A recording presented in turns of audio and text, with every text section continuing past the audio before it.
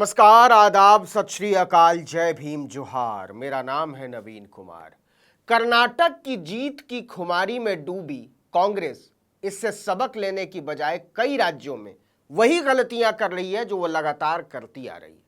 हरियाणा एक ऐसा राज्य है जिसमें कांग्रेस सबसे कमजोर स्थिति में भी चुनाव जीत सकती है, बशर्ते उसके नेता आपस में बच्चों की तरह लड़ना छोड़ दें।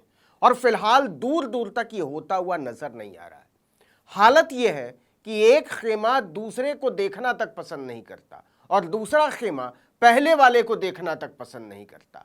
और भाजपा कांग्रेस की इस कमजोरी को बहुत अच्छे तरीके से जानती है। नतीजा यह होता है कि वो कांग्रेस को हराने के लिए कांग्रेस के नेताओं का ही इस्तेमाल कर ले जाती है। लेकिन इस वक्त ये बात कहां से उठी, चलिए इसको समझते हैं। देखिए कि इस समय प्रदेश कांग्रेस के अध्यक्ष हैं हरियाणा में 4 बार के विधायक उदय भान।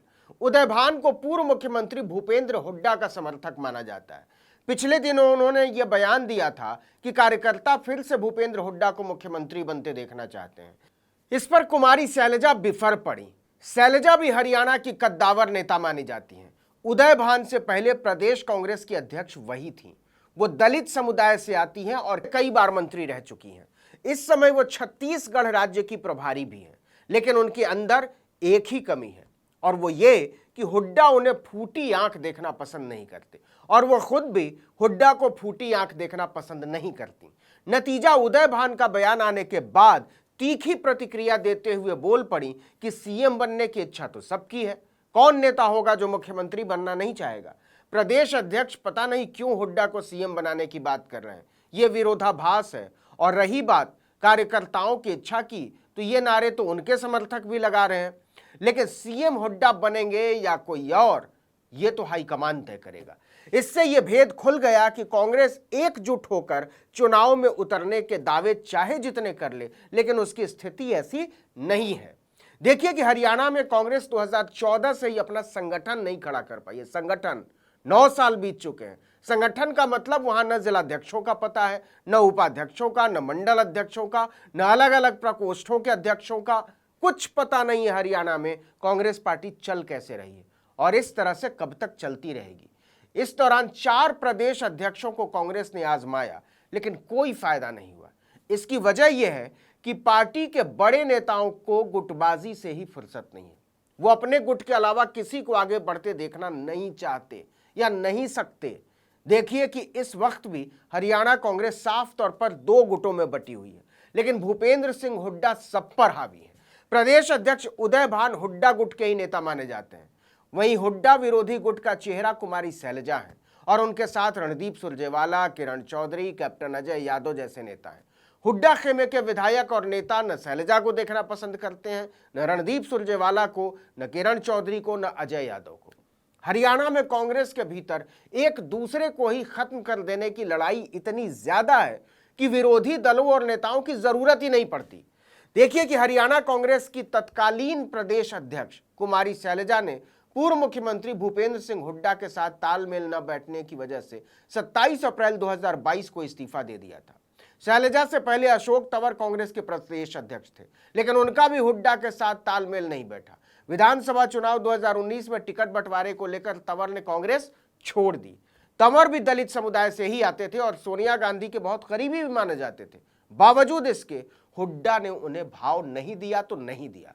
इसके बाद कुमारी शैलजा को प्रदेश अध्यक्ष की कमान सौंपी गई, लेकिन 3 साल में शैलजा भी संगठन नहीं खड़ा कर पाई। उनके विरोध की हालत यह थी कि प्रदेश अध्यक्ष की हैसियत से उन्होंने जितनी भी बैठकें बुलाई या कार्यक्रम किए, उनमें हुड्डा खेमे के विधायक और समर्थक तक शामिल नहीं होते थे। खुद भूपेंद्र हुड्डा के शामिल होने की तो बात दूर ही है। नतीजा 3 साल में पार्टी बढ़ने की बजाय कमजोर होती चली गई। जो पार्टी अपने ही नेताओं को नहीं जोड़ पाए, उससे लोग तो कैसे ही जुड़ते। शैलजा के इस्तीफे के बाद बहुत लंबे समय तक प्रदेश कांग्रेस अध्यक्ष की कुर्सी खाली रही। इसके बाद उदय भान को अध्यक्ष बनाया गया, लेकिन उनके खिलाफ भी बगावत थमी नहीं। पार्टी के विधायक, दिग्गज विधायक शमशेर सिंह गोगी ने पिछले दिनों यहां तक कह दिया कि कोई आदमी मानकर चलता है कि वही कांग्रेस है तो यह गलत बात है। उदय भान कार्यकारी अध्यक्षों को विश्वास में लेकर नहीं चल रहे, जबकि कांग्रेस में तो सभी की राय से फैसला लिया जाता है। फिर प्रदेश अध्यक्ष उदय भान इससे क्यों बच रहे हैं? आपको बता दें कि शमशेर सिंह गोगी को शैलजा गुट का नेता माना जाता है। कुमारी शैलजा जब प्रदेश अध्यक्ष थी तब भी पार्टी का संगठन नहीं बन पाया था, और अब जब उदय भान प्रदेश अध्यक्ष हैं, साल भर हो गया है, तब भी नहीं बना है। अब भी तक संगठन नहीं बना पाए हैं उदय भान। 6 महीना तो उन्होंने इसी में खींच दिया कि कांग्रेस के राष्ट्रीय अध्यक्ष के चुनाव होने वाले हैं, कैसे संगठन बनाए। फिर खींचा कि आदमपुर में विधानसभा के उपचुनाव होने वाले, कैसे बनाए। कांग्रेस अध्यक्ष चुने गए, जमाना गुजर गया। हम और आप सब जानते हैं, आदमपुर वाले कांग्रेस के टिकट से चुनाव जीतने के बाद भाजपा में जा चुके, फिर उपचुनाव आ गया। देखिए कि हरियाणा में 22 जिले हैं, लेकिन किसी भी जिले में पूर्णकालिक अध्यक्ष नहीं है। तय हुआ था कि बड़े जिलों में कई जिलाध्यक्ष होंगे, शहरी और ग्रामीण जिलाध्यक्ष अलग अलग होंगे।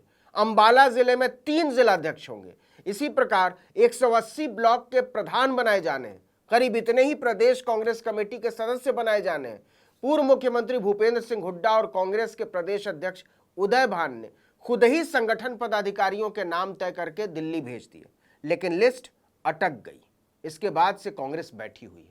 इस बीच पार्टी के कई दिग्गज नेता कांग्रेस से किनारा कर चुके। अंबाला से पूर्व मंत्री निर्मल सिंह, विनोद शर्मा कांग्रेस से अलग हो गए। यमुनानगर से देवेंद्र चावला भी कांग्रेस का दामन छोड़कर चले गए, बीजेपी में जा चुके। कुलदीप बिश्नोई बड़े नेता हुआ करते थे। वो कांग्रेस के टिकट पर आदमपुर विधानसभा लड़े और जीते।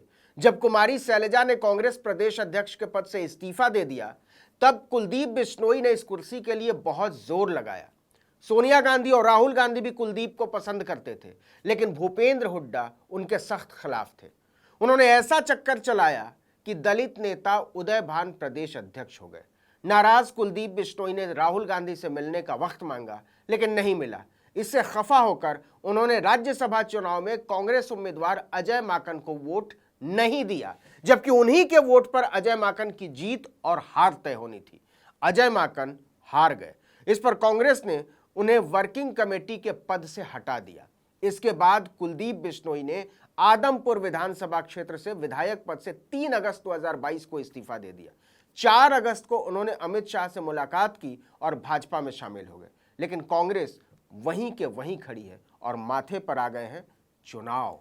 इस वीडियो में इतना ही, लेकिन अगर आपने आर्टिकल 19 इंडिया को अब तक सब्सक्राइब नहीं किया तो फौरन कीजिए, बेल आइकॉन दबाइए, घंटी जैसी आकृति लाइक कीजिए और कमेंट करके बताइए हमारा वीडियो आपको कैसा लगा। यूट्यूब पर देख रहे तो हमारे चैनल को सब्सक्राइब कर लीजिए, फेसबुक पर देख रहे तो हमारे पेज को लाइक कीजिए, इंस्टाग्राम पर हमें फॉलो कीजिए और हमारा ट्विटर हैंडल है आर्टिकल 19_इंडिया और मेरा ट्विटर हैंडल है नवीन जर्नलिस्ट। आप मुझे भी फॉलो कर सकते हैं।